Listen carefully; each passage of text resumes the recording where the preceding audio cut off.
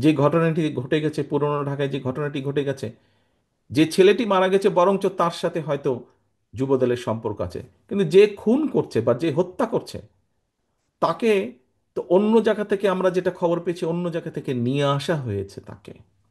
তাকে ধরা হচ্ছে না। ধরা হলো, অন্যদেরকে অ্যারেস্ট করা হলো, তাকে ধরা হচ্ছে না। কি, তাকে আসামিও পর্যন্ত বোধহয় করা হয়নি এখন পর্যন্ত। কেন হয়নি? কেন ধরা হচ্ছে না?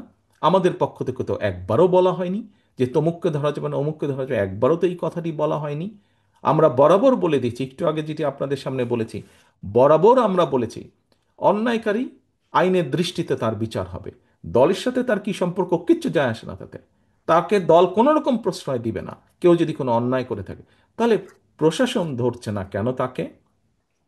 আমাদের এখানে রিজভী আহমেদ সাহেব পরিষ্কার বলেছেন, দলীয় অবস্থান থেকে আমাদের যা যা করা প্রয়োজন, আমরা প্রত্যেকটি যেটি যেটি জেনেছি, তদন্তের পরে যাদের যাদের সম্পর্কে প্রমাণিত হয়েছে অভিযোগ, আমরা আমাদের দলীয় অবস্থান থেকে তাদের বিরুদ্ধে ব্যবস্থা গ্রহণ করেছি।